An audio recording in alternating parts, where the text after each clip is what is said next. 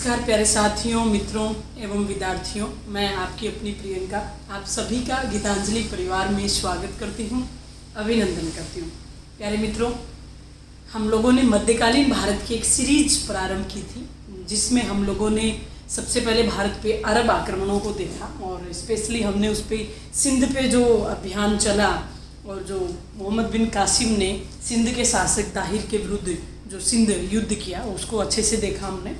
उसके बाद में हमने तुर्क आक्रमणों की सीरीज प्रारंभ की और तुर्क आक्रमणों में हमने यामिनी वंश के आक्रमण को यहाँ पे समझा और सुबुकुतगीन का भारत पे पहला अभियान और उनके बाद में उनके उत्तराधिकारी महमूद जो गजनवी हैं उसके अभियानों को हम लोगों ने डिटेल से पढ़ा है। आज हम बात कर रहे हैं अगले तुर्की आक्रमण की। देखिए, भारत में जो तुर्क आक्रमण हुए, भारत के तुर्क आक्रमणों को हम लोगों ने लगातार दो भागों में बांट के देखा है। एक तरफ था आपका यामिनी वंश का आक्रमण और दूसरी तरफ था प्यारे साथियों संसवनी वंश का आक्रमण। संसवनी वंश का आक्रमण। देखिए, जो यामिनी वंश का जो ये है आक्रमण है, ये जो यामिनी जो वंश है, ये क्षेत्र है, उसका नाम था गजनी। यहाँ के क्या है जी, शासक है। और जो ये संसवनी वंश है, ये भी एक क्षेत्र के शासक है और उस क्षेत्र का नाम है गौर प्रदेश। प्यारे मित्रों, ध्यान रखना कि इस गजनी क्षेत्र की वजह से ही आगे चल के जब शासक आएंगे, जैसे महमूद की बात करेंगे, तो गजनवी उसके क्या लग जाएगी, क्षेत्र विशेष की वजह से उसके नाम के आगे शब्द जुड़ जाएगा गजनवी। तो वैसे ही इस संसवनी वंश की जब बात करेंगे तो गौर क्षेत्र की वजह से ही यहाँ के लोगों को कहा गया है प्यारे मित्रों गौरी। क्लियर? जैसे हिंदुस्तान के निवासियों को हिंदुस्तानी, राजस्थान के निवासियों को राजस्थानी, ऐसे हम बोलते हैं। तो वैसे ही जो गजनी क्षेत्र के लोग थे उनको गजनी निवासी या गजनवी कहने लग गए हम, और जो गौर क्षेत्र के लोग थे उनको इतिहास में हमने गौरी के नाम से संबोधित किया है। तो ध्यान रखना, कभी भी पूछे कि क्या गौर किसी वंश का नाम है, तो देखिए मित्रों, न तो गौर कोई वंश है, न ही गौर कोई जाति है, न ही गौर कोई वर्ग है, न ही गौर कोई संप्रदाय विशेष का नाम है, न ही गौर से संबंधित किसी लिंग की बात कर सकते हैं। गौर कोई वंश नहीं है, कोई जाति का नाम नहीं है, कोई वर्ग का नाम नहीं है, कोई संप्रदाय का नाम नहीं है, कोई लिंग का नाम नहीं है, लेकिन धर्म का नाम तो बिल्कुल भी नहीं है। तो फिर गौर क्या है, तो आपको बताना है गौर एक क्षेत्र विशेष का नाम है। क्या है जी? गौर पर्टिकुलर एक क्षेत्र का नाम है, एक जगह का नाम है, और इस क्षेत्र के निवासियों को हम क्या बोलते हैं जी, गौरी कह देते हैं। क्लियर स्थिति? अब देखिए क्या कहना चाह रहे थे। अब हम बात कर रहे हैं इस गौर क्षेत्र की। तो प्यारे मित्रों, इसमें ये देखिए, आप ये समझिए, जो तुर्क आक्रमणों की जो अगली सीरीज है वो किन लोगों की है जी, ये है आपके अफगानिस्तान के शासकों की। अफगानिस्तान जो क्षेत्र है, इसके उत्तरी पश्चिमी सीमांत क्षेत्र को उस समय कहता थे गौर प्रदेश। दोबारा समझिए क्या कहना चाह रही हूँ। जब हम भारत की बात करेंगे, भारत के जस्ट बाद में ऊपर अफगानिस्तान के क्षेत्र को देखते हैं, तो अफगानिस्तान का जो आपका नॉर्थ वेस्ट वाला जो क्षेत्र है, जो फ्रंटियर इलाका है, जो बाउंड्री है, उसको हम उस जमाने में गौर प्रदेश के नाम से बोलते थे। एक तरह से पहाड़ी इलाका है। कैसा इलाका है जी? ये पर्वतीय प्रदेश है, पर्वतीय इलाका है। इसको हम गौर प्रदेश के नाम से जानते थे। इनके निवासियों को हम कह रहे हैं गौरी, और इनके निवासियों में जो सबसे महत्वपूर्ण यहाँ का जो शासक है उसका नाम आता है प्यारे मित्रों मुइजुद्दीन मोहम्मद बिन साम। ये यहाँ का क्या है जी, शासक है। पूरा नाम क्या है जी, मुइजुद्दीन मोहम्मद बिन साम। आगे चल के कालांतर में इसी व्यक्ति को शॉर्ट में कहने लग गए मोहम्मद। नाम आ रहा है इसके बीच में मोहम्मद।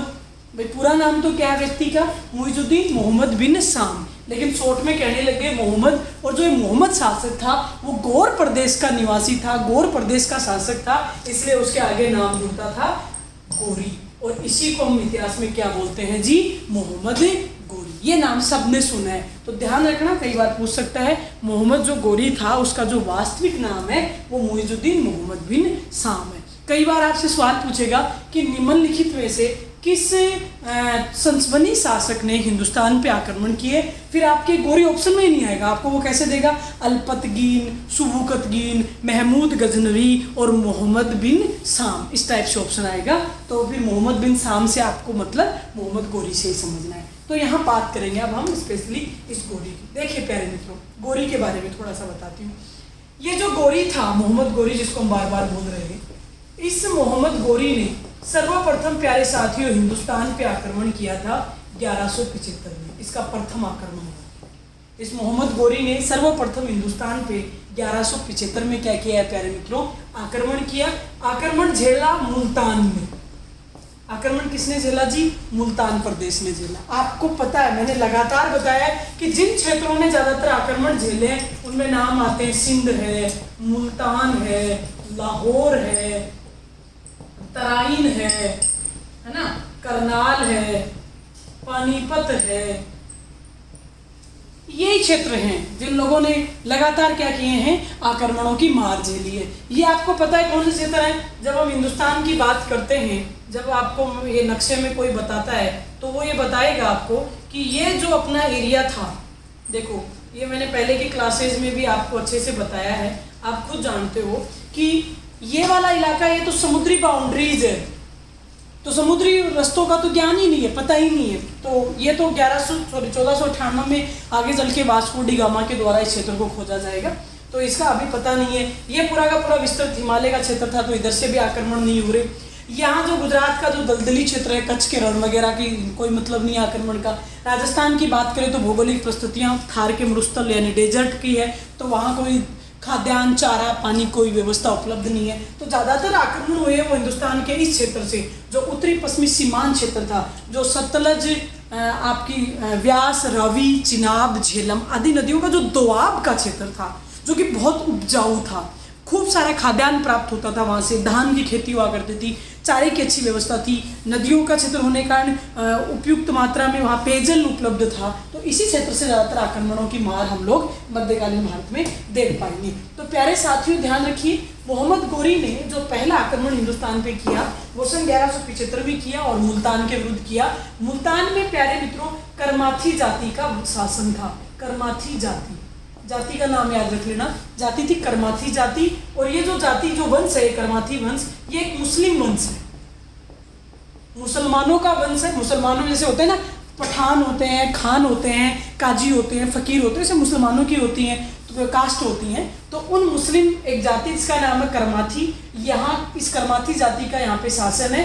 और जो यहाँ का शासक है उसका नाम है प्यारे मित्रों राजा दाऊद। दाऊद इब्राहिम नहीं है, राजा दाऊद। दाऊद नाम का व्यक्ति करमाथी जाति का मुसलमान है जो मुल्तान पे राज करता है। सबसे पहले मोहम्मद गोरी ने इस राजा दाऊद को पराजित किया। इस युद्ध में गोरी की क्या हुई प्यारे मित्रों, विजय हुई। देखिए कई बार आपके इंटरव्यू में डीप सवाल होगा यहाँ पे, कोई अगर अच्छा एग्जामिनर है तो वो पकड़ लेगा आपको, अगर मान लो वो हिस्ट्री से बिलोंग कर रहा है तो वो आपसे पूछ लेगा कि जो गजनवी था और जो वसेज गोरी की बात करें तो इनमें तुलनात्मक तौर पे बड़ा अंतर क्या पाओगे।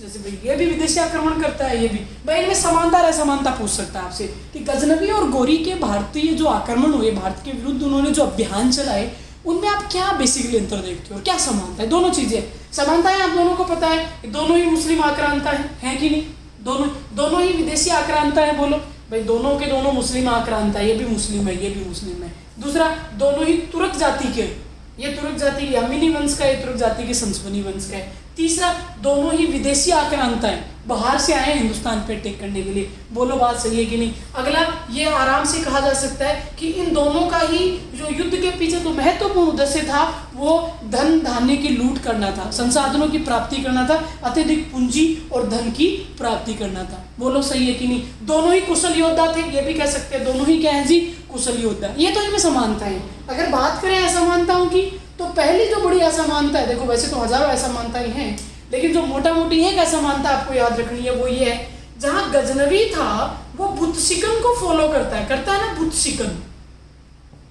उसका हिंदुस्तान में उद्देश्य यद्यपि धन संसाधनों की प्राप्ति तो है ही है, लेकिन उसके साथ ही साथ एक और उद्देश्य है, वो है मूर्ति भंजक, यानी वो अपने इस्लाम धर्म का प्रचार प्रसार भी करना चाहता है। इसलिए उसके जितने हम 17 आक्रमण देखेंगे हिंदुस्तान में, उनमें आप देखोगे पूरे के पूरे आक्रमण है वो हिंदू शासकों के विरुद्ध है। उसने मुस्लिम शासक है उनको नुकसान नहीं पहुंचाया। क्यों? क्योंकि वो अपने आप को मुस्लिम धर्म का योद्धा मानता है, मुस्लिम धर्म का प्रचारक मानता है, और वो जब भी हिंदुस्तान आता है तो यहाँ मूर्तियों को तोड़ता है, मूर्तियों का भंजक करने वाला है, और बुद्ध शिकन की उसके पास खुद के पास उपाधि है। गौरी इससे थोड़ा अलग है। गौरी का उद्देश्य यहाँ कोई धर्म प्रचार करना नहीं रहा। गौरी का सीधा सीधा उद्देश्य ये था कि ज़्यादा से ज़्यादा मैं हिंदुस्तान से धन लाभ प्राप्त कर सकूं, ज़्यादा से ज़्यादा मुझे पूंजी मिल सके। इसलिए देखो, जब ये पहली बार हिंदुस्तान आता है तो वो ये नहीं देखता कि यद्यपि या तो मुस्लिम है और तो मेरी भाईजान या कोई भाई बंधु लगता है, कर्माती जाति मेरी मुसलमानों की जाति है, तो मैं इसको बख्श दूँ या इस पर रहम कर लूँ, ऐसा उसका कोई उद्देश्य नहीं है। तो इसे एक चीज़ समझ में आई कि जो गौरी की अगर सांप्रदायिकता को देखें तो वो उतनी कट्टर सांप्रदायिक वो व्यक्ति नहीं है जितना गजनवी अपने धर्म को लेके है। पहला बेसिकली अंतर ये है। बाकी फिर और भी अंतर बताओगे कि गजनवी को कभी भी युद्धों में पराजय नहीं मिली, वो 17 के 17 युद्ध जीत के गया, लेकिन गौरी की हम कई युद्धों में यहाँ पे पराजय भी देखेंगे, यानी कि एकदम औसत रहा कि कुछ युद्धों में वो जीत गया, कुछ में वो नहीं जीत पाया। इस प्रकार से इसको हम समझ पाएंगे। अगला फिर हम ये भी कह देंगे, एक अंतर बड़ा ये भी करेंगे, गजनवी ने अपने पीछे कोई कुशल प्रशासनिक व्यवस्था क्रिएट नहीं की, कोई भी अच्छा प्रशासनिक वर्ग या नौकरशाह वर्ग नहीं छोड़ा, यानी हिंदुस्तान पे स्थायित्व प्राप्त करने की उन्होंने कोशिश नहीं की। उसने युद्ध किया, लूटा और लूट के चला गया, लेकिन गौरी ने अपने पीछे ठोस अपने सबूत छोड़े और बाकायदा एक प्रशासनिक व्यवस्था क्रिएट की, जो कि उसके जाने के बाद में भी हिंदुस्तान से लाभ प्राप्त कर सके। और इसीलिए फिर आगे चल के हम कह पाएंगे कि इस गौरी को ही फिर हम हिंदुस्तान में जो मुस्लिम साम्राज्य है उसका संस्थापक भी स्वीकार करते हैं। क्लियर? ये थोड़ी सी देर बाद में बता रहे हैं, उससे पहले आप ये समझिएगा कि उसका जो पहला अभियान हुआ वो 1175 में मुल्तान के करमाथी जाति के मुस्लिम शासक दाऊद के विरुद्ध हुआ, और दाऊद इसमें क्या हो गए प्यारे मित्रों? पराजित हो गए। अगला देखिए, इसके बाद में जो गौरी का जो दूसरा अभियान हुआ, वो गौरी का दूसरा अभियान 1178 में हुआ, और 1178 में उसने गुजरात के विरुद्ध अभियान किया, और गुजरात की एक जगह है आबू का युद्ध हुआ। देखिए आजकल ये माउंट आबू अपने पास आ गया। जब हमें ये राजस्थान के एकीकरण के चरणों की बात करेंगे तो आपको पता है सिरोही को लेकर, सिरोही बहुत लास्ट में जाके 7वें चरण में अपने शामिल हुआ है। राजस्थान के एकीकरण के 7 चरणों को हम देखते हैं तो 7वें चरण में हमने जाके इनको, 6ठे-7वें चरण में हमने प्रयास किया है इसको सिरोही को अपने अंदर शामिल करने का। गोकुल भाई भट्ट वगैरह के आप नाम सुनते हो, जिनको हम गांधीवादी व्यक्ति मानते हैं। तो गुजरात में लगभग बहुत बाद तक ये दावा करता रहेगा कि ये जो आबू का क्षेत्र है वो मेरा ही है। और ये मानगढ़ की पहाड़ी पे हम देखते हैं ना कि भाई वो कैसे कैसे वो विवाद हुआ, ये सब आगे चल के आप पढ़ लोगे इतिहास में, मैं भी पढ़ाऊंगी, राजस्थान में आप डिटेल से पढ़ोगे। तो देखिए अब यहाँ पे क्या कहना चाह रहे थे कि 1178 में गौरी का गुजरात पे आक्रमण हुआ, और गुजरात का जो महत्वपूर्ण युद्ध है, जिस जगह युद्ध हुआ उसको हम इतिहास में आबू के युद्ध के नाम से जानते हैं। और जब इसने यहाँ पे अटैक किया तो उस समय यहाँ गुजरात का जो राजा था उसका नाम था जी मूलराज दित्य। इसको इतिहास में भीमदित्य के नाम से भी जानते हैं, कंफ्यूज नहीं होना। मैंने उधर भी आपको भीम का उल्लेख किया है। जब महमूद गजनवी ने हिंदुस्तान पे अपना 15वां आक्रमण किया, जो कि 1025 में हुआ था, वो गुजरात के काठियावाड़ क्षेत्र पे हुआ था, याद आ रहा होगा आपको। और मैंने बताया था कि इसी युद्ध में महमूद गजनवी ने भारत के सबसे समृद्ध मंदिर सोमनाथ के मंदिर को लूटा था और मूर्तियों को तोड़ा था। तो सोमनाथ के मंदिर को जब लूटा रही उसका युद्ध हुआ था गुजरात के काठियावाड़ वाला, उस समय मैंने बताया था गुजरात का जो राजा था वो भीम प्रथम था, और उसको हम भीमदेव प्रथम भी बोलते थे। और इस व्यक्ति का नाम क्या है जी? भीमदित्य। वैसे ज़्यादातर मूलराज दित्य ही आएगा आपके ऑप्शन में, मूलराज दित्य नहीं तो भीमदित्य नाम भी आपको याद रखना है। तो 1178 में मोहम्मद गौरी ने गुजरात पे आक्रमण किया, आबू का युद्ध हुआ, और आबू के युद्ध में मूलराज दित्य के साथ उसकी प्रत्यक्ष लड़ाई हुई, संघर्ष हुआ। बड़ी विशेष बात इसमें गौरी की क्या हुई जी? हार हुई। इसमें गौरी की करारी हार हुई। पहली बात तो ये कह सकती हूँ मैं कि सवाल आपके ये पूछ सकता है निम्नलिखित में से वह कौन सा युद्ध था जिसमें पहली बार जो मोहम्मद गौरी था वो हिंदुस्तान में पराजित हुआ? तो ध्यान रखना ये गुजरात का युद्ध था। इस गुजरात के युद्ध में हिंदुस्तान में पहली बार गौरी की क्या हो गई जी? पराजय हुई, यानी मूलराज दित्य यहाँ पे जीत गया। गौरी को भाग के अपनी जान बचानी पड़ी, ये स्थिति आई। खैर अब देखिए, अपना कोई शासक होता तो शायद दोबारा हिंदुस्तान की तरफ आग उठा के नहीं देखता कि चलो हम उसको नहीं जीत सकते, लेकिन चूंकि ये मुस्लिम आक्रांता है, इसलिए वो इस चीज़ को नहीं देखते कि हम एक बार पराजित हो गए तो दोबारा उसकी भौगोलिक सीमाओं की तरफ हम नहीं बढ़े। ये फिर से अपनी शक्ति को अर्जित करेगा, फिर से अपनी सैन्य प्रशासन में सुधार करेगा, और जैसे ही उसको फुर्सत मिलेगी वो फिर से हिंदुस्तान पर अटैक करने की कोशिश करेगा। इसी क्रम में मोहम्मद गोरी का जो अगला आक्रमण हुआ हिंदुस्तान में, उसको बोलते हैं हम तराइन का प्रथम युद्ध। तराइन का प्रथम युद्ध, ये जो तराइन का प्रथम युद्ध है वो प्यारे साथियों, ये तराइन आपको पता ही है हरियाणा के पास एक जगह पड़ती है। 1191 में हुआ था ये तराइन का जो पहला युद्ध है। और इस समय जो ये युद्ध हुआ वो एक तरफ तो आपका गोरी है और उसके सामने है जी पृथ्वीराज चौहान तृतीय। ये भी थोड़ा सा ध्यान रखना है, ये पृथ्वीराज चौहान थर्ड है, तीसरे नंबर का पृथ्वीराज है, यानी इससे पहले 2 पृथ्वीराज नामक व्यक्ति हो रहे हैं। आपको पता है ये चौहान वंश का है। और चौहानों का इतिहास आपको ये भी पता है कि राजस्थान के जब राजपूतों के इतिहास की बात करते हैं तो चौहानों का इतिहास अपने आप में एक बहुत ही स्पेशल और बहुत ही एक आदरणीय और सम्माननीय इतिहास में उसको हम शामिल कर लेते हैं। और हम शाकंभरी से उनकी शुरुआत करते हैं और किस प्रकार शाकंभरी पादलक्ष के चौहानों की बात करते हैं, अजमेर के चौहानों की बात करते हैं, विग्रहराज चतुर जैसे बिसलदेव राठौर जिसने हरि के लिए नाटक जैसे महत्वपूर्ण नाटकों की रचना की। तो ऐसे महान महान अच्छे राजा हुए। अजय राज अच्छा राजा हुआ जिसने अजमेरू नगर को बसाया। और उसी प्रकार से पृथ्वीराज चौहान की बात करते हैं तो प्यारे मित्रों, ये चौहान वही वंश है जिसने एक टाइम पे तोमरों को पराजित करके, और जो अंगदपाल तोमर का नाम आएगा आगे चल के, आप राजस्थान में सर आपको पढ़ाएंगे जो भी आपने गिरासर, तो उन्होंने उसको पराजित करके और जो तोमरों से दिल्ली छीन लिया था। और एक टाइम पे जो चौहानों की राजधानी थी वो विस्तृत दिल्ली हुआ करती थी, यानी एक टाइम पे वो भारत के क्या हो गए थे जी, शासकों की श्रेणी में शामिल हो गए थे। अब प्यारे मित्रों, इसमें गोरी के सामने पृथ्वीराज चौहान है। और सबसे अच्छी बात इसमें क्या हुई जी, गोरी की करारी हार हुई। गोरी इसमें हार गया, किसके सामने, पृथ्वीराज चौहान के सामने। और कहते हैं कि गोरी ने मुझे क्षमा मांगी और वो वापस लौट गया कहाँ पे, अफगानिस्तान। अब देखो, ये अपनी राजपूती परंपराएं ही थी कि हमने कभी भी भागती हुई सेना का पीछा नहीं किया। ये हमारी परंपराओं में ही शामिल था कि किसी व्यक्ति ने हमारे सामने अगर अधीनता स्वीकार कर लिया, अधीनता छोड़ो, अगर माफ़ीनामा कबूल कर लिया या हार स्वीकार कर ली तो हम उसकी जान को बख्श दिया करते थे। ये हमारी ही अच्छाइयों में से एक था कि कोई भी हमारे ऊपर आक्रमण करने के लिए आ रहा है, चाहे वो अपना दुश्मन ही क्यों न है, अगर उसने हमसे बढ़ के बातचीत करने की कोशिश की तो कभी हमने उसकी बातचीत को नकारा नहीं है। और ये भी हमारी अच्छाइयों में से शामिल था कि हमने दुश्मन को भी, अगर वो शरणागत बन के हमारे यहाँ रहे तो हमने कभी भी उसको शरण देने से इनकार नहीं किया। अतिथि देवो भव, वासुदेव कुटुंबकम की जो भावनाएं हैं, सांप्रदायिक सौहार्द की जो भावनाएं हैं, उनका जीता जागता उदाहरण राजस्थान का इतिहास और स्पेशली अपने राजपूतों का इतिहास है। वो ऐसे हजारों उदाहरणों से भरा पड़ा है जहाँ हम लोगों ने किसी तीसरे व्यक्ति को शरण देने के नाम पे लगातार युद्ध झेले ना। और बहुत सारे युद्ध इस मामले में हो झेले कि हम पहले जीत भी गए थे और सामने वाला निर्बल होकर भाग रहा था, लेकिन हमने उसको भागते हुए को छड़ा नहीं कि जाने दो। और एक टाइम पे पुनः से वो अपनी शक्ति अर्जित करके वापस हम ही को क्या कर रहा है, पराजित कर रहा है। कुछ इतिहासकार इस चीज़ को गलत भी मान सकते हैं, राजपूतों के इस मामले में वो कटाक्ष भी कर सकते हैं। और बाबर जैसे जो शासक है वो तो आगे चल के लिखेंगे ही कि भारत के जो सैनिक हैं वो मरना जानते हैं, लड़ना नहीं जानते। इसका मतलब क्या है, उनमें शौर्य तो बहुत है, उनमें पराक्रम तो बहुत है, वीरता तो बहुत है, लेकिन वो उसका प्रदर्शन बेहतर ढंग से नहीं कर पा रहे। तो प्यारे मित्रों, खैर जो कहते होंगे उनकी अपनी मर्जी है। मैं एज ए हिस्ट्री स्टूडेंट की तरह यही सोचती हूँ कि अगर राजपूती इतिहास को या आज भी राजस्थान में जो डोमिनियन कास्ट है, प्रभु जाति में हम ब्राह्मणों को ने मान के राजस्थान की बात करें तो राजपूतों को मानते हैं। पूरे भारत की जब स्वाभिमानी जातियों की तुम बात की जाती है तो मराठाओं और उधर हम पंजाब के सिखों, जत्थेदारी सिखों की बात करते हैं तो राजपूतों का नाम भी बहुत ही ऊपर और बहुत ही इज्जत के साथ हम स्मरण कर पाते हैं पूरे भारत के इतिहास में। तो शायद उनके कुछ परंपराएं ही रही थी कि चाहे कुछ भी हो जाए लेकिन वो आन बान शान के लिए कभी पीछे नहीं हटेंगे। तो मैं इस चीज़ को ठीक मांगती हूँ और मुझे ऐसा लगता है कि आज इतनी वैल्यू हम उनकी इसलिए कर पा रहे हैं कि वो ऐसे थे।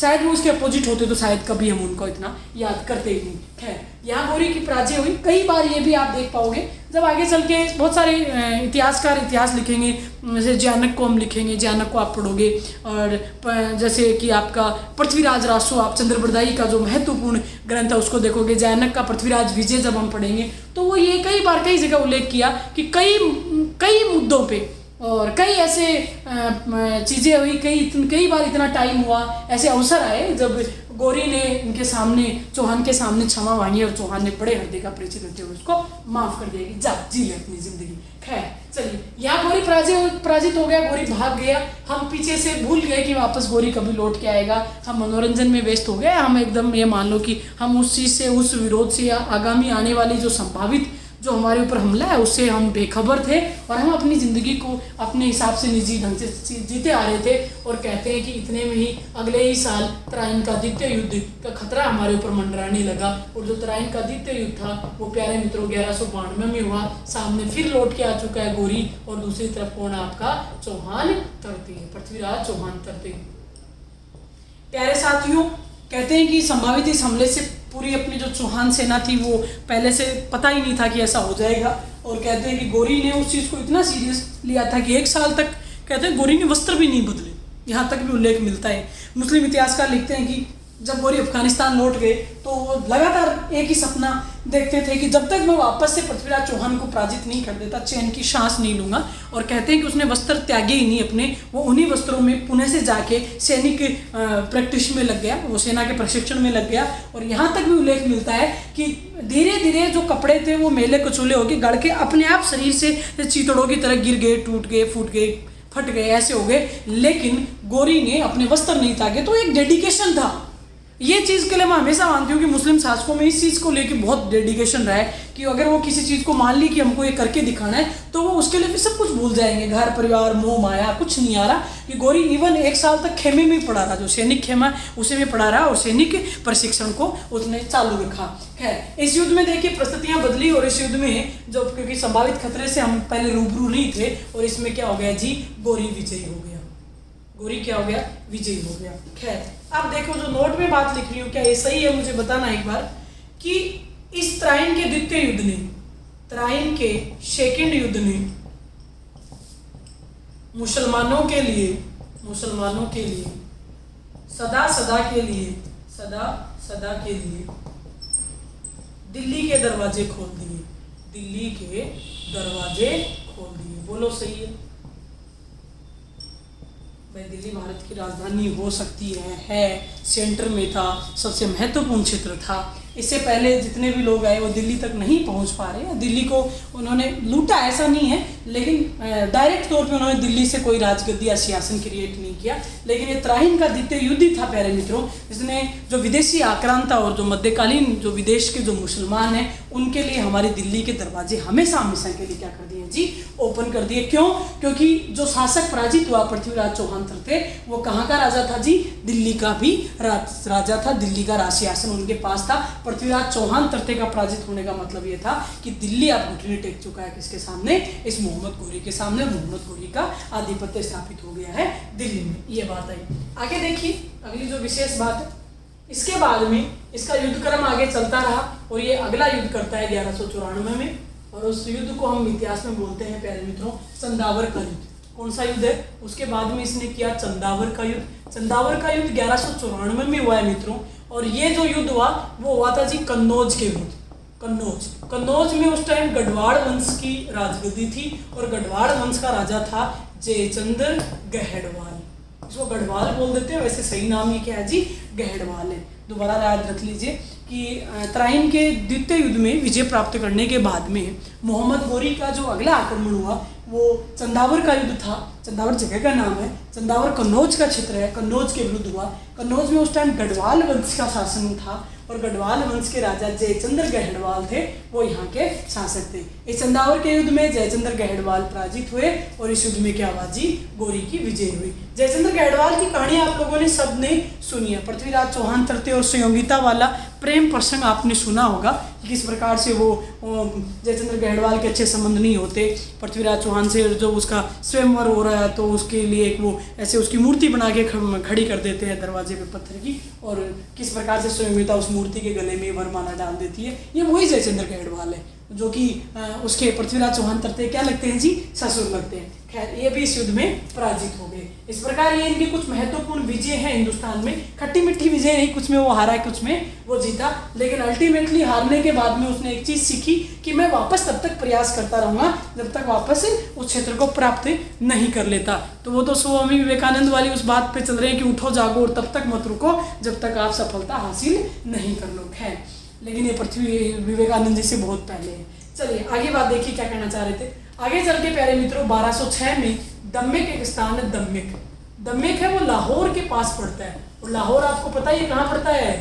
अरे दिल्ली से लाहौर तक। अरे हमने एक बार वो स्पेशल गाड़ी चलाई थी अटल बिहारी वाजपेयी के काल में, याद है ना? दिल्ली से लाहौर बस सेवा चालू की थी हम लोगों ने, उसी लाहौर की बात करें। ठीक है, तो देखिए सब जानते हैं पाकिस्तान में 1206 में दम्मेक नामक स्थान पे लाहौर पाकिस्तान में नमाज की मुद्रा में, कौन सी मुद्रा में जी? नमाज की मुद्रा में एक खोकर जाति के व्यक्ति ने इनको मौत के घाट उतार दिया या इनको जान से मार दिया, कत्ल कर दिया इनका। प्यारे साथियों, खोकर जाति का पहले भी उल्लेख हुआ, कई बार आपसे मैं पूछ सकती हूँ।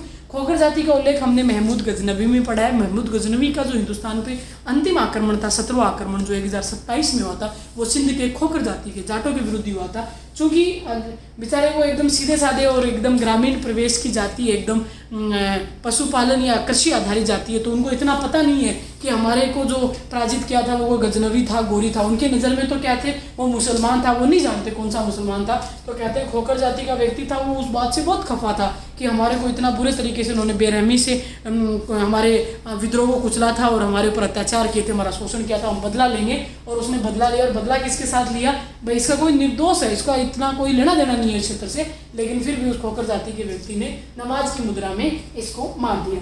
एक विशेष बात यहाँ पे मैं तारीफ में ये कहना चाहूँगी कि देखिए दो चीज़ें यहाँ पे आप प्रत्यक्ष और अप्रत्यक्ष महसूस करोगे।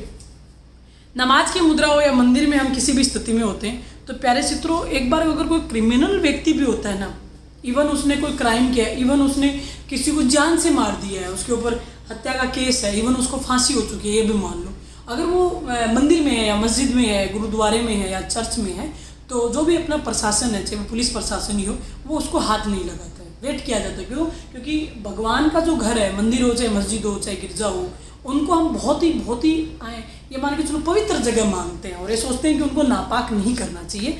विकास दुबे एनकाउंटर में आप सब लोगों को ध्यान ही है कि जब वो उज्जैन के महाकालेश्वर मंदिर में है, तो पुलिस उनका इंतजार करी कि वो बाहर आए, बाकायदा उनको कोर्ट में पेशी पे लेके जाएं। उनको मंदिर में जब तक रहे तब तक किसी ने टच नहीं किया, किसी ने उनके साथ कोई दिक्कत क्रिएट नहीं की, आराम से उन्होंने दर्शन किए, आराम से वो रहे। उनके बाद में जाने के बाद में वो भाग रहे थे या भाग गए थे या पुलिस ने ज़बरदस्ती भगाया, वो अलग मुद्दा है, वो प्रशासन जाने, अपना काम नहीं है। खैर पता आपको है, मेरे को भी है, लेकिन यहाँ बताना कन्वीनियंट नहीं, आप सब जानते हो। यहाँ पे भी बात ये है। तो देखिए एक सकारात्मकता तो ये है कि वो व्यक्ति जिसने इतने युद्ध अपनी जिंदगी में जीते हैं, इवन भारतीय प्रदेश को पूरा जीत चुका है, इवन चौहानों जितनी महत्वपूर्ण शक्ति को जो पराजित कर चुका है, जो होने वाला भारत का शासक है, आगामी समय में भारत की पूरी राजगद्दी उसके पास आएगी। अफगानिस्तान का पूरा क्षेत्र जिस व्यक्ति के पास है, लाहौर मुल्तान सिंध का क्षेत्र जिस व्यक्ति के पास है, और उसको पता है कि ये कोई सामान्य सा व्यक्ति है, वो मेरे पर अटैक करने वाला या कर रहा है, लेकिन उसने अपने आप को बचाने की कोशिश नहीं किया। तो सोचिए कि उस खुदा के प्रति समर्पण भाव कितना है कि वो हंसते हंसते आराम से अपनी जान कुर्बान कर गए या जन्नत को नसीब हो गए, कि कोई विरोध नहीं किया क्योंकि वो नमाज की मुद्रा में थे। क्लियर? और तो उनकी तरफ से बहुत पॉजिटिव बात है। और नेगेटिविटी ये है कि चाहे वो हिंदू या मुस्लिम हो, लेकिन धर्म की हमको इज्जत सदैव करनी चाहिए। धर्म का मतलब मैं यहाँ पे किसी धर्म विशेष की बात नहीं कर रही हूँ। धर्म का मेरा तात्पर्य यहाँ पे केवल आपकी नैतिक आचार संहिता से, जो हमारी दैनिक दिनचर्या का विषय है, जिसके बिना हम जिंदा रहने की कल्पना भी नहीं कर सकते। तो धर्म एक विश्वास का यहाँ पे बिंदु है, और धर्म एक तरह से हमारे लिए पवित्र टोटका है, ये समझ लो आप। और उस स्थिति में चाहे वो कोई भी किसी भी पंथ का व्यक्ति हो, उसको नुकसान नहीं पहुँचाया जाना चाहिए। तो शायद इस खोकर जाति के व्यक्ति के द्वारा ये काम नहीं करना चाहिए था। वो इसके कुछ समय पहले या बाद में कर सकता था, लेकिन इसको पता था नमाज के बाद में ये मरेगा क्या, इसको मारने देगा क्या वो। खैर जो भी हो, उसको जो ठीक लगा उसने किया। और इस प्रकार जो मोहम्मद गोरी जो इतना बड़ा एक शासक था, उसका एक दर्दनाक तरीके से और एक बहुत ही बेरहमी से हम देख पाएंगे, बड़े ही एक विहंगम दर से था कि बड़ी एक स्पेशल कंडीशन में उनका क्या हो गया जी, निधन हो गया। ये स्थितियाँ रही। पहले साथियों यहाँ स्पेशल एक बात, एक सवाल और पूछ रही हूँ। सवाल यह आएगा, निम्न में से किस शासक को भारत में मुस्लिम साम्राज्य का संस्थापक माना जाता है? ऑप्शन क्या देगा? नंबर 1 कासिम यानी मोहम्मद बिन कासिम, नंबर 2 देगा आपके गजनवी यानी महमूद गजनवी, नंबर 3 देगा आपको, बी ये हो गया। नंबर सी दे देगा आपको मोहम्मद गोरी। क्या दे देगा जी? मोहम्मद गोरी। और नंबर डी दे देगा आपको कुतुबुद्दीन ऐबक। क्या करोगे उत्तर? क्या ठीक लग रहा है आपको? निम्न में से किस शासक को भारत में मुस्लिम साम्राज्य का संस्थापक माना जाता है? प्यारे साथियों, कासिम को मान सकते हैं क्या? नहीं मान सकते। क्या कासिम ने भारत में कोई राजगद्दी प्राप्त की, कोई शासन प्राप्त किया? नहीं। सिंध को लूटा, लूट के चला गया, इवन खुद ही मारा गया उसके बाद में। जो अरब के खलीफा थे वालिद प्रथम, इसको खुद को ही मरवा दिया था दाहिर की बेटियों के शिकायत पे। तो इस व्यक्ति ने कोई हिंदुस्तान में राजगद्दी नहीं प्राप्त की, इसलिए इसको हिंदुस्तान में मुस्लिम साम्राज्य का संस्थापक कहना गलत बात है। अगली बात है गजनवी। यद्यपि इसने विश्व के पहले सुल्तान की उपाधि प्राप्त की। दुनिया का पहला सुल्तान महमूद गजनवी है। इसने बुद्ध सुकन की उपाधि भी प्राप्त किया। इसने हिंदुस्तान में 17 बार आक्रमण किए, सभी आक्रमणों में विजयी भी रहा। लेकिन इसके आक्रमणों का मुख्य उद्देश्य केवल और केवल या तो बुद्ध सिकंद रहा या अधिक से अधिक धन प्राप्ति या लाभ प्राप्ति का रहा। इसने कोई अपने साम्राज्य की भौगोलिक सीमाओं में विस्तार करने की दिशा में नहीं सोचा। ये साम्राज्यवादी महत्वाकांक्षी भौगोलिक दिशाओं के संबंध में नहीं था और इसने अपने पीछे कोई ठोस प्रशासनिक व्यवस्था क्रिएट नहीं की या अपने जाने के बाद में अपने किसी भी उत्तराधिकारी को भारतीय प्रदेशों का वो सूबेदार या दीवान नहीं बना के गया कि मेरे जाने के बाद में आप लोग इस प्रदेश को संभालोगे। इसलिए इसको भी हम क्या कहते हैं? मुस्लिम साम्राज्य का संस्थापक नहीं कह पाते। अब बात आया मोहम्मद गोरी। प्यारे मित्रों, आपको पता है मोहम्मद गोरी ही वह पहला व्यक्ति था जिसने पहली बात तो दिल्ली को जीता और दूसरी बात दिल्ली को जीतने के बाद उसने भारत पे एक नौकरशाह वर्ग क्रिएट किया, अपने पीछे एक मजबूत अपना साक्ष्य छोड़ा, ठोस सबूत छोड़े और अपने जाने के बाद में अपने कुछ विश्वास पात्र जो गुलाम लोग थे, जो दास थे, जो मामलूक थे, उनको उन्होंने अपने अपने प्रदेशों का सूबेदार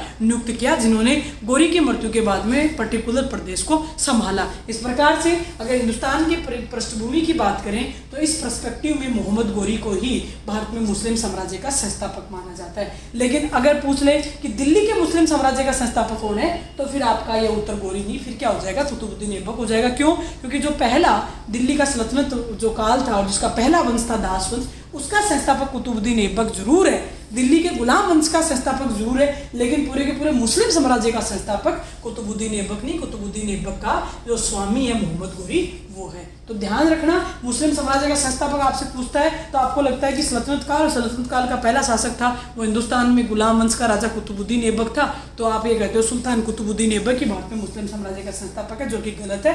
उससे भी पहले संस्थापक किसको माना जाता है? यहाँ पे मोहम्मद गोरी को हम लोग कबूल करते हैं। खैर, आगे देखिए जो लास्ट बात जो आपको बताना चाह रहे थे।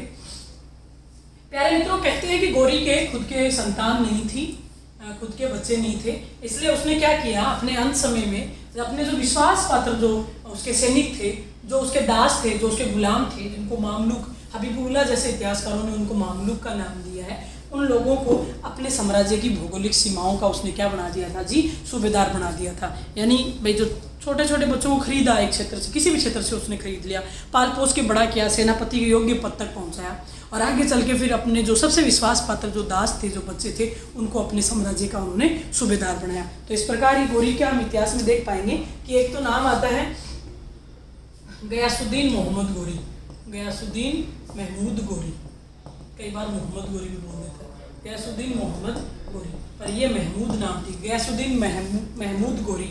इसको तथाकथित गोरी का भतीजा स्वीकार किया गया है। गोरी का भतीजा, इसने दावा किया है कि मैं कौन हूँ जी? गोरी का भतीजा हूँ। गोरी खुद के बच्चे तो थे नहीं, इसने गोरी के भतीजे का दावा किया, लेकिन इसने कोई प्रत्यक्ष तौर पे कोई क्षेत्र नहीं प्राप्त किया, क्षेत्र नहीं संभाला, बल्कि गोरी की मृत्यु के बाद में जो गोरी का संपूर्ण क्षेत्र है उसका अप्रत्यक्ष जो स्वामी है वो किसको माना गया है जी? गयासुद्दीन महमूद गोरी को माना गया है। गोरी के जितने भी दास थे वो इसकी बहुत रेस्पेक्ट किया करते थे, उनकी नज़र में उनके स्वामी के पुत्रवत है, पुत्र के बराबर है। तो अप्रत्यक्ष तौर पर जो गोरी का जो संपूर्ण क्षेत्र है उसका जो शासक है वो कौन है जी? गयासुद्दीन महमूद गोरी है। उसके बाद में देखिए गोरी के तीन महत्वपूर्ण, तीन कई जगह चार भी आता है, 3-4 महत्वपूर्ण दास थे जिसमें गोरी ने अपने पूरे साम्राज्य को बांट दिया। इसमें सबसे पहले उसके दास की बात करें तो उसके दास का नाम था प्यारे मित्रों ताजुद्दीन यल्दौज। ताजुद्दीन यल्दौज, इस ताजुद्दीन यल्दौज को गोरी ने विस्तृत गौर प्रदेश दिया। जो खुद जिस क्षेत्र का मालिक था ना, जन्मजात जो क्षेत्र, उसका जो पैतृक जो भूमि थी, पैतृक जो निवास स्थान था, जो अफगानिस्तान का उत्तरी पश्चिमी जो सीमांत क्षेत्र था, जिसको हम गौर प्रदेश के नाम से जानते थे, इसका तो सूबेदार बनाया किसको? ताजुद्दीन यलदौज को। कई बार सवाल ये भी आएगा कि निम्नलिखित में से कौन सा दास था जो कि गौरी के वास्तविक साम्राज्य का उत्तरदायी था या उत्तराधिकारी था या उत्तराधिकारी था? तो फिर आप ये, या सूबेदार था, तो आपको उत्तर लिखना पड़ेगा इसमें ताजुद्दीन यलदौज। उसके बाद में अगला जो नाम आता है, जो उसका दूसरा महत्वपूर्ण दास है, ये दास नहीं है तो उसके पुत्र के बराबर है। पहला दास ताजुद्दीन यलदौज है। उसके बाद में अगला दास आता है नासिरुद्दीन कुबाचा। नाम क्या आता है जी? नासिरुद्दीन कुबाचा। इस कुबाचा को उसने मुल्तान एवं सिंध का विस्तृत क्षेत्र प्रदान किया। मुल्तान एवं जो सिंध का प्रदेश था, जो कि भारत के उत्तरी पश्चिमी बाउंड्री वाला इलाका है, जिसने लगातार खूब अटैक झेले, ये पूरा का पूरा क्षेत्र था। इसका सूबेदार है वो मोहम्मद गौरी ने किसको बनाया? नासिरुद्दीन कुबाचा को बनाया। उसके बाद में उसका अगला जो महत्वपूर्ण दास है वो है प्यारे मित्रों कुतुबुद्दीन ऐबक। कुतुबुद्दीन ऐबक। इस कुतुबुद्दीन ऐबक को जो गौरी है, गौरी ने विस्तृत भारतीय प्रायद्वीप का क्या बनाया जी? सूबेदार नियुक्त किया। ये भी सवाल आएगा कि गौरी का निम्नलिखित में से कौन सा दास था जो भारतीय प्रायद्वीप का सूबेदार नियुक्त हुआ? तो ये कौन है जी? कुतुबुद्दीन ऐबक। इस कुतुबुद्दीन ऐबक ने आगे चल के गुलाम वंश की स्थापना की है।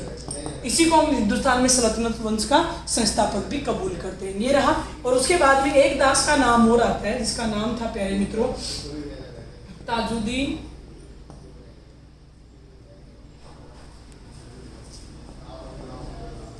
मोहम्मद कर दो। ताजुद्दीन मोहम्मद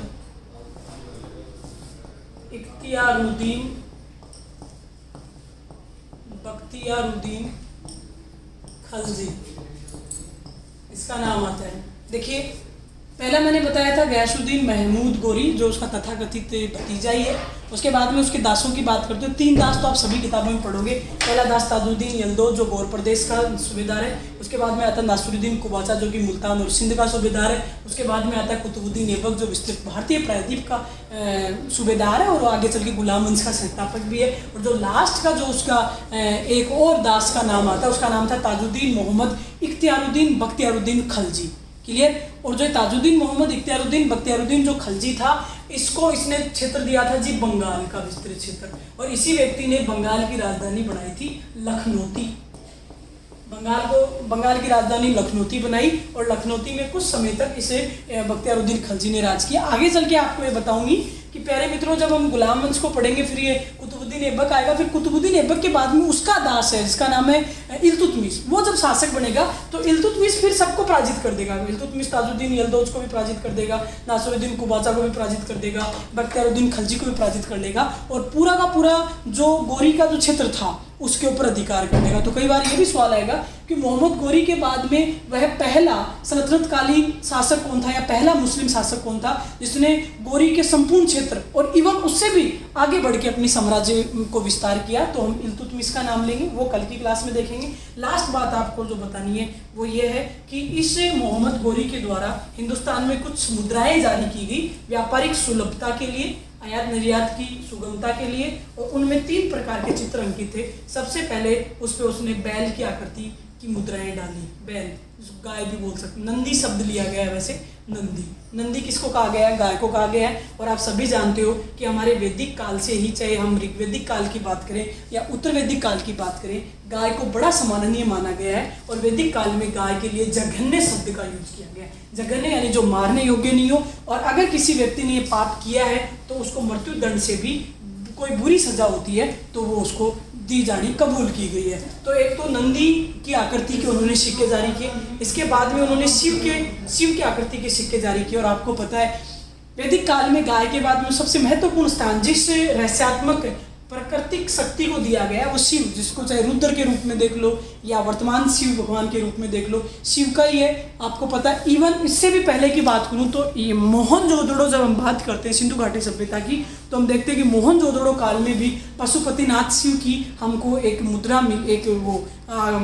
मूर्ति मिली है। और उस मुद्रा पे हम देख पाते हैं कि एक तरफ उसके गेंडा, भैंसा, व्याघ्र है, दूसरी तरफ हाथी वगैरह का उल्लेख मिलता है। तो यानी जो शिव का जो महिमा है वो हमारी प्राचीनतम सभ्यता सिंधु घाटी सभ्यता से चला रहा है। तो शिव भी हमारे लिए इम्पोर्टेंट है। और अगली बात दी गई है जी, अगला जो आकृति दी गई होती है वो लक्ष्मी। लक्ष्मी को हमने देवी के रूप में कबूल किया, लक्ष्मी को हम धन धान्य और वैभव की माता के रूप में स्वीकार करते हैं। तो इसलिए इसी चीज़ को ध्यान में रखते हुए गौरी ने जो अपने सिक्के जारी किए उसमें कुछ सिक्कों पे नंदी की आकृति उसने उकेरित करवाई, कुछ पे शिव की और कुछ पे लक्ष्मी की। ये सवाल बहुत बार आता है कि निम्नलिखित में से किस मुस्लिम आक्रांता के सिक्कों पे लक्ष्मी का चित्र उकेरित किया गया है? तो ऑप्शन क्या होता है? मोहम्मद गौरी। इस प्रकार प्यारे साथियों 1206 में गौरी की मृत्यु होगी। 1206 के बाद में जो मोहम्मद गौरी का जो भारतीय क्षेत्र था जिसको उसने जीता था, उस क्षेत्र का जो सूबेदारी थी वो थी किसके पास? कुतुबुद्दीन ऐबक ने। और फिर कुतुबुद्दीन ऐबक ने यहाँ पे एक स्थायी राज व्यवस्था क्रिएट की। उसी को आगे चल के हम सल्तनत काल के नाम से जानेंगे और उसी को आगे चल के हम गुलाम वंश या मामलुक वंश या दास वंश के नाम से समझेंगे। उम्मीद करती हूँ ये पूरा पढ़ाया हुआ आपको समझ में आया होगा। यहीं से विदेशी आक्रमणकर्ताओं के आक्रमणों का पहला पेज, पहली सीरीज खत्म हो जाती है। एक टॉपिक हमने कंप्लीट कर लिया। कल से हम पढ़ेंगे अब विस्तृत तौर पे आपका सल्तनत काल, और सल्तनत काल में कल से हम शुरुआत करेंगे कुतुबुद्दीन ऐबक के साथ। और उम्मीद करती हूँ आपको ये पूरा अच्छे से समझ में आया होगा। तो प्यारे मित्रों ठीक है, मिलते हैं एक छोटे से ब्रेक के बाद। जो भी आपकी क्यूरीज हो, जो भी कुछ आपको पूछना हो, आप मैसेज कर दिया करो। ज़्यादा से ज़्यादा वॉच करो, लाइक करो, शेयर करो, सभी दोस्तों को बताया करो। रेगुलर क्लासेस चल रही हैं तो इसको आप सिस्टमेटिक ढंग से पूरा कर लो। Thank you so much. जय हिंद, जय भारत।